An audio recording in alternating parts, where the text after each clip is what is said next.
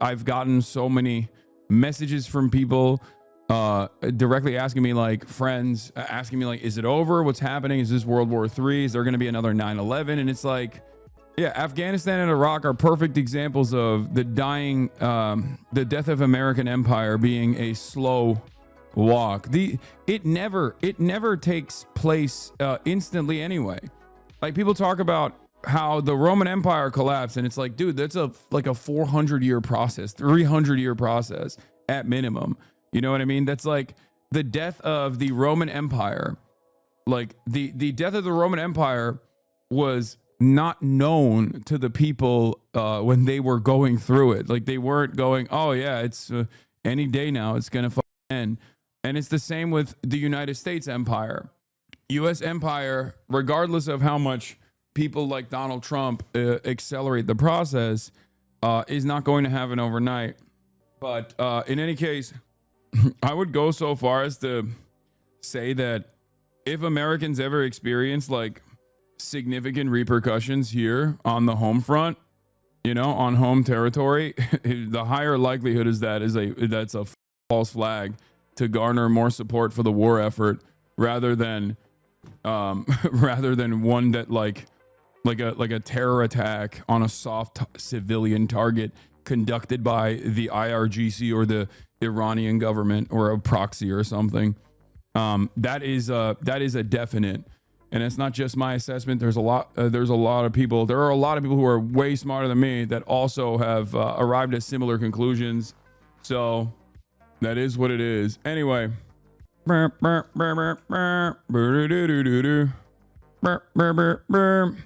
Anyway, seeing liberal friends of mine talk about sleeper cells is going to make me lose my mind. Yeah, that kind of conversation is directly about trying to universalize the pain. You know what I mean? Trying to spread it out, trying to spread the panic so you feel more galvanized to go to war.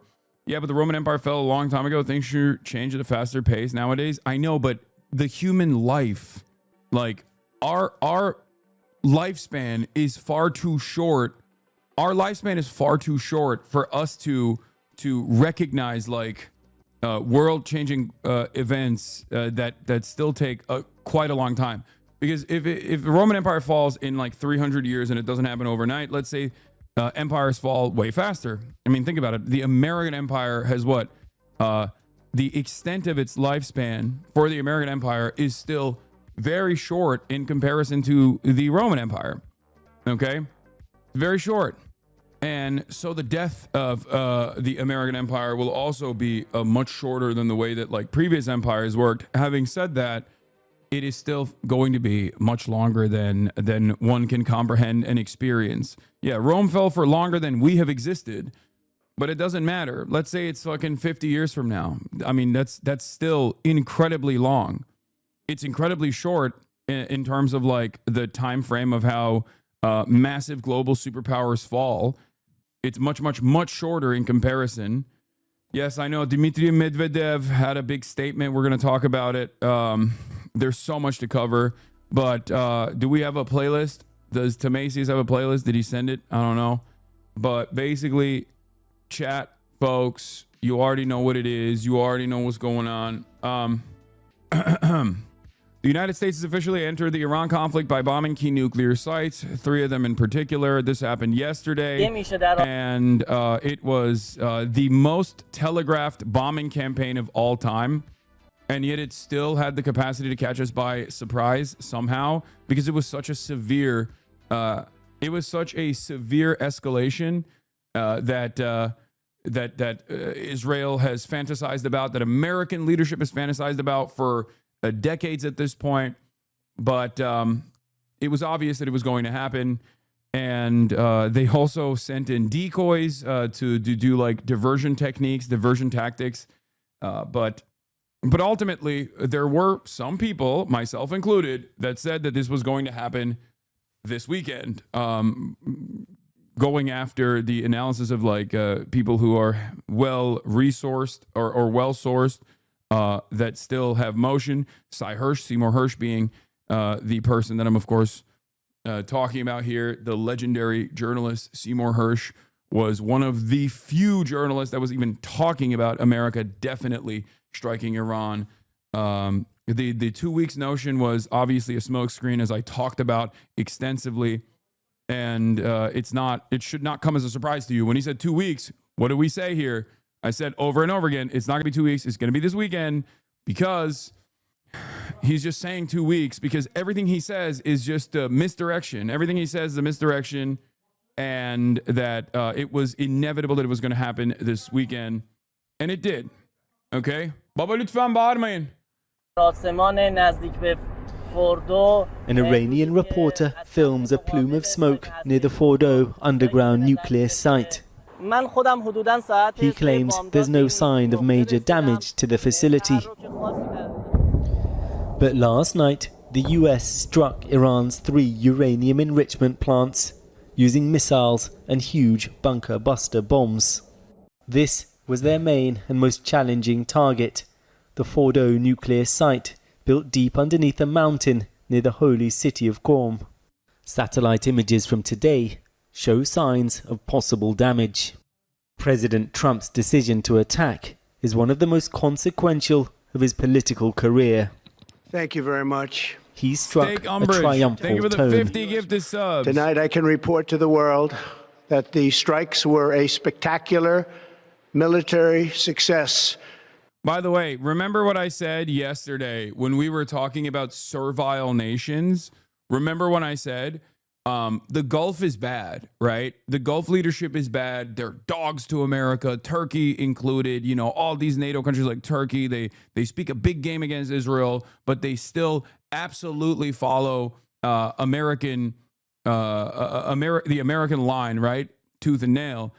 But then I said there are, however, a group of countries that consider themselves to be sovereign. They consider themselves to be a sovereign nation, and that group of countries is not sovereign whatsoever. They are servile, and that is the European Union, okay? European countries on the European continent have demonstrated once again how little dignity and how little autonomy they truly have. Keir Starmer, Canada also came out as well. Only a couple weeks ago, they were talking extensively about how they wanted to decouple from America, at least on the optics front, against Israel, stating that what Israel was doing was untenable, unmanageable.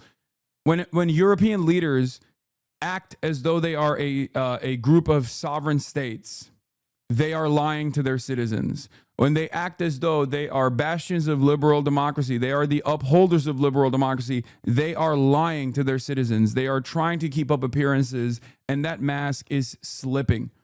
They are all but vassals for Western empire and its interests, and that much is clear.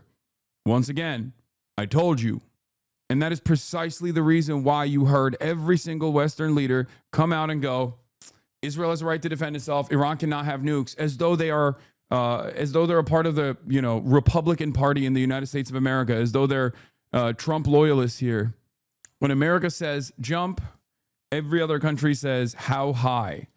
Okay, maybe they agree with the U.S. If they agree with the U.S., why were they at least trying to acknowledge and wash away the broad discontent that their countries' populations have towards America and Israel? Do you think that European capitals are ecstatic about American dominance? Do you think that people living in Europe are excited that their leaders literally go to the United States of America and have to bow down to a pathetic man, bow down to a man who's like a child, bow down to an idiot like Donald Trump, who doesn't even do the game of diplomacy in the way that at least like previous leaders have done to make it seem as though everyone has a say in this process? No, they don't like that. European leadership understands that there is tremendous discontent with this undying loyalty towards America. And also, more importantly than that, European leaders recognize that there is a tremendous amount of discontent towards Israel amongst the population. Okay? The populations in even European capitals now are frustrated. They're fired up. They're angry. They're resentful about the unlimited support that their leadership has offered to Israel, a foreign nation. So when that kind of public distaste is happening endlessly over and over again, in order to maintain the notion of democracy, the idea that there is some sort of like liberal democracy happening, European leaders have to respond. And in that response, they try to make it seem as though they are kind of trying to separate from America. They're punishing Israel, right? They're critical of Israel, but they're not. They're not critical of Israel. And this kind of action from America and Israel basically hits the reset for all of our politicians and your politicians in Europe as well, and politicians all around the world. It is shocking to me. It is shocking to me that there was such little anti-war statements in the buildup to this highly telegraphed bombing campaign. Like, I thought at least there would be some people that hit partisan notes and say things like, oh, why are we bombing Iran? Why is Israel bombing Iran? They're opening an eighth front? Really? Like, don't they have their hands full killing Palestinian children every day, which they have nonstop, by the way? As Senator Chris Van Hollen from the Democratic Party posted 2 days prior, since Israel started bombing Iran, Israel has also killed 400 Palestinians, almost all of them at the fake aid sites that they've created with the Gaza Humanitarian Foundation, a fake aid site created by both of the belligerents, the United States of America and Israel, to do perfidy, which is illegal, trickery, and aid distribution. Having a military mechanism is completely illegal. And that is what Israel and America are doing in Gaza right now. The Strait of Hormuz has been closed. So yeah, my expectation is that Iran is going to do something. I thought it would be limited. We shall see. So far, they have not done any sort of like imminent retaliation to American bases and American assets in the region. They've only spoken about how they are going to take the legal route in terms of the nuclear proliferation stuff. So we shall see. We shall see where they go with this. But their statements have been restrained thus far. Their statements signal restraint. Statements such as, "Oh, this attack actually wasn't that big of a deal for us," or even the Iranian Atomic Energy Agency coming out and making a statement about how they will pursue legal options. The most militant statement that I have read so far from that side, from the Iranian, not like the Iranian side, but like necessarily the Iranian, the Iranian allegiance, has been from Russia. Well, although this right here is interesting, Russia, China, Pakistan proposed draft UN security. These are the only allies that Iran has in the region, right? Aside from the axis of resistance. They propose a draft at the UN Security Council resolution calling for an immediate unconditional ceasefire in the Middle East. I wonder if this package will include Israel. I suspect that Iran is interested in blocking the Strait of Hormuz, and U.S. now wants China to join in on the fray, get involved, and only to prevent Iran from closing the Strait of Hormuz and disrupting global oil flows.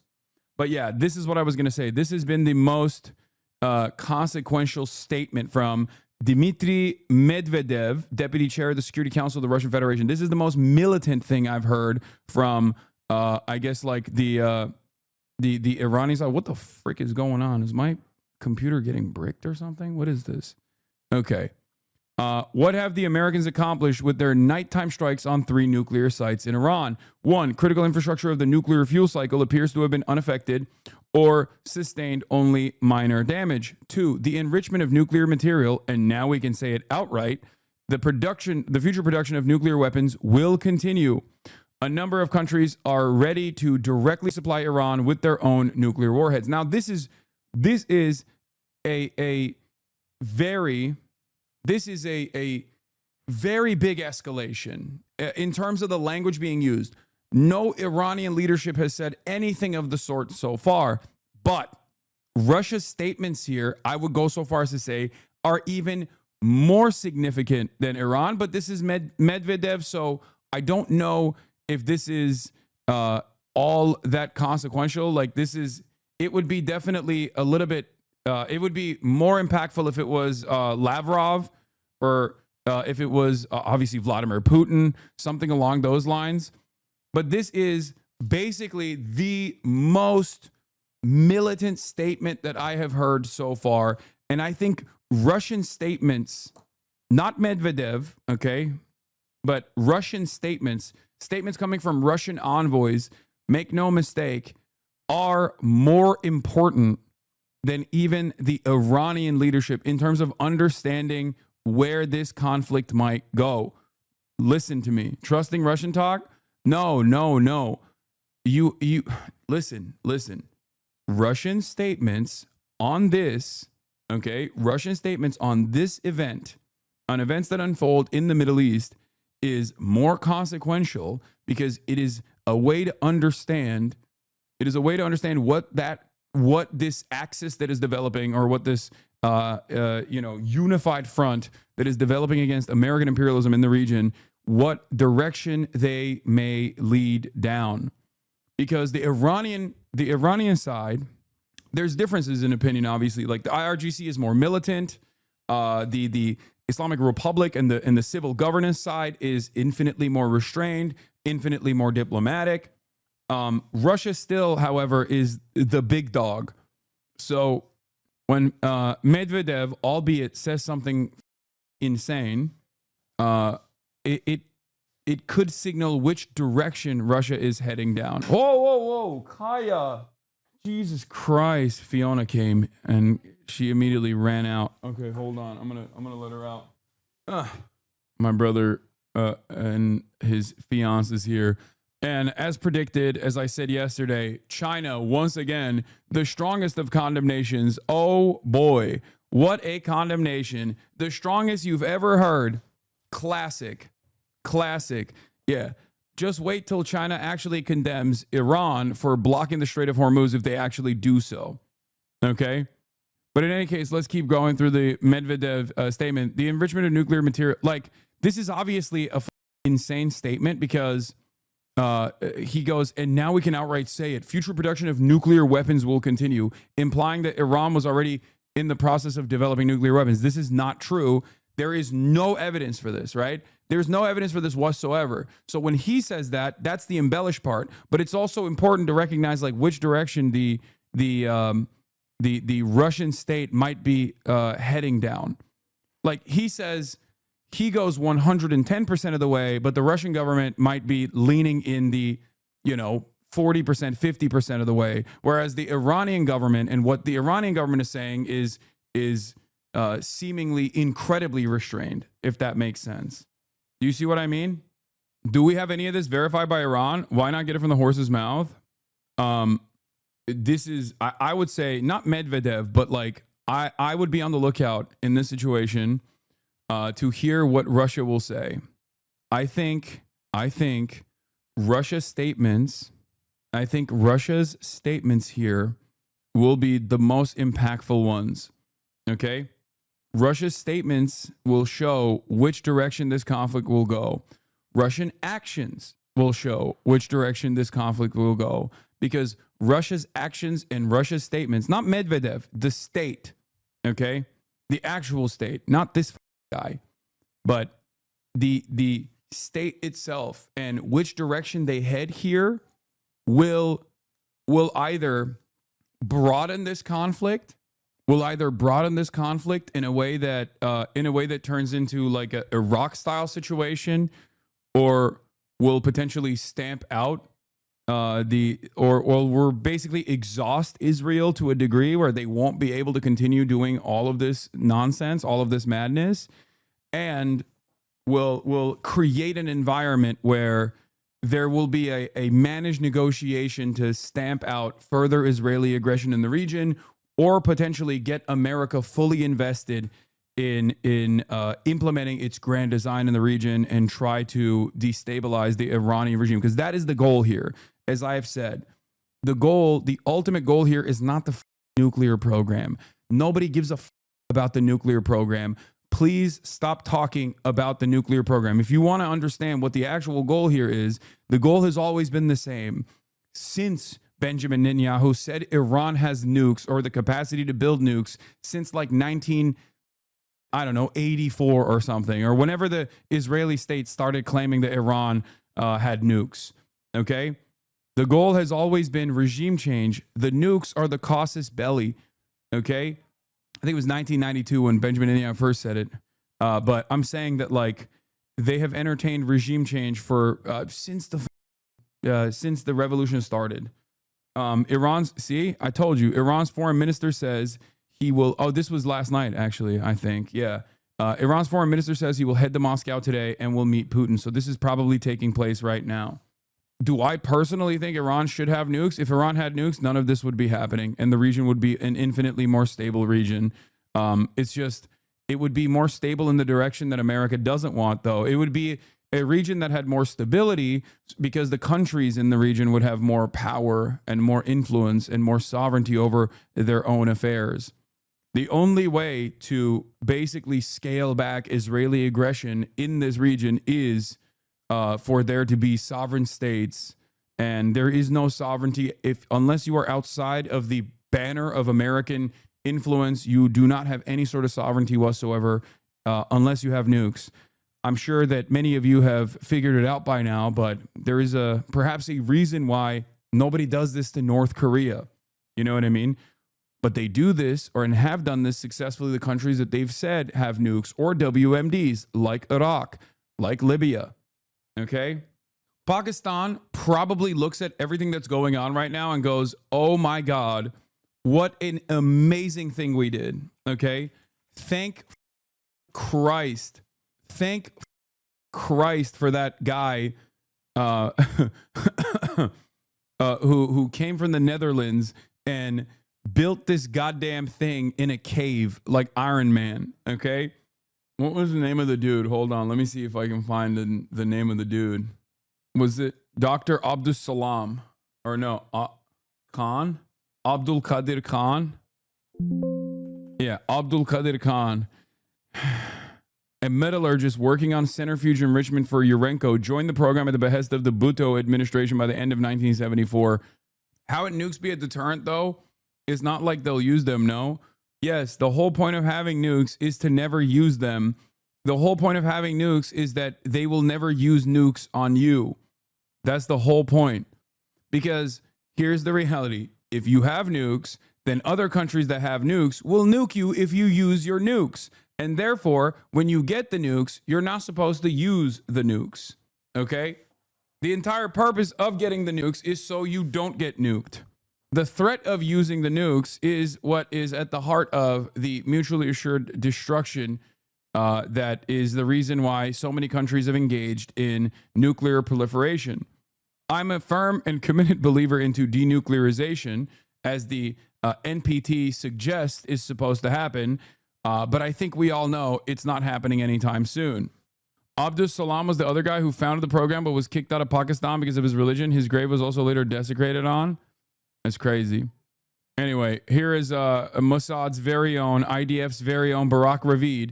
Netanyahu at a press conference, who Trump personally called and said, your Israel is safe now. Remember that. This guy's gotten awards from every American journalistic enterprise. Barak Ravid. Literally an agent of Israel, like straightforwardly. He is. I'm sorry. I know he works at Axios, but Donald Trump called him last night after bombing Iran and said directly to him, your Israel is safe. Anyway, Netanyahu at a press conference says, we will not be dragged into a war of attrition. When we achieve our goals, the fighting will stop. Okay. Well, as I said, when Netanyahu says something like that, just assume the opposite if you want to be right 90% of the time, as opposed to being right 10% of the time. When Netanyahu says something, it means the exact opposite. So he wants to do a war of attrition. Netanyahu said, oh, this will last 2 weeks. That's how you know it was going to be longer than that. Donald Trump says, oh, we want diplomacy. That's how you know it's not going to be diplomacy. Yeah, he said that about October. He said that on October 8th about Gaza, too. Oh, all right. But Iran's key nuclear enrichment facilities have been completely and totally obliterated. Iran, the bully of the Middle East, must now make peace. Other satellite images from recent days show cargo trucks near Fordo. Iranian officials have said all enriched uranium had already been moved. But Hasan, why would Iran be super aggressive when the only way they can really win is maintain the regime? Trump attacking nuclear sites doesn't really do anything. It's just promoting American weapons, really. And Iran has zero allies in the region other than Yemen. Why would they attack the U.S. and risk American support for regime change up 50%? It'd be a bad move. Great question. Here's the answer. Iran is a part of a American-caused, an American-caused new world order that is being implemented. Okay, you have Iran, China, Russia on one side as regional players, and China being the head of the axis, if you want to call it that, and then you have America and the entire Western nations on the other side, alongside Israel. Okay, Turkey is obviously a part of American, the American side as well.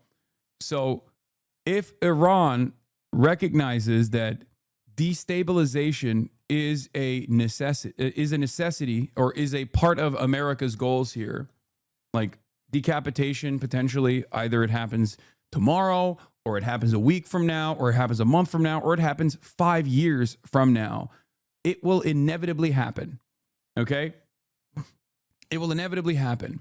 So if they want sovereignty, and if they want to basically try and stop the bleeding, either this happens with death by 1,000 cuts, a war of attrition, or they increase the intensity and make themselves an undeniable force in the region.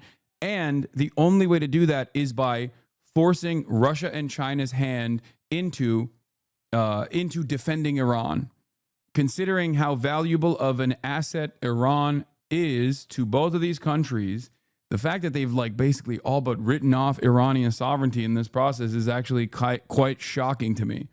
Are there not sanctions to put on these other nuclear powers like Pakistan and Russia that would limit how they supply nuclear arms to each other? Yes. But considering that there is a secondary network of a secondary market that was cultivated as a direct consequence of America's sanctions regime and the way that America weaponizes SWIFT, you already have a lot of these countries that are not entirely in the sphere of American influence working around that and actively looking for alternatives and actively creating an organically created secondary market. Remember, America has designed sanctions in its sanctions regime in such a way that there is literally now a robust secondary market that can't even work within the global marketplace, because America already has hit them with ridiculous restrictions to begin with. When you sanction everyone, you technically are just sanctioning yourself. And that's precisely what America has done. With the exception of Western Europe, America's basically been you can't enter the Western European markets, which are very important, and you can't enter the American market, which is very important. These are consumer markets, okay? But when you do that, you inevitably create a secondary market of all of the people that have been sanctioned, and the sanctions that come down later are nowhere near as consequential or as impactful, because there is now a network that has been forcibly designed against said sanctions. Anyway, what I was trying to say, though, what I was talking about with respect to Iran here is that obviously, if Iran continues to show restraint, I think America will, if they stamp it out right now, even if they do quote unquote fake diplomacy in the interim, in the short term, they will inevitably do destabilization and regime change in the long term. And I think the Iranian government has to recognize that. So the actions that they take from this point on will be for their sovereignty. It won't just be for the regime's continuation, which is definitely the truth. That is definitely a significant factor in their calculation, but it's also for Iranian sovereignty in general.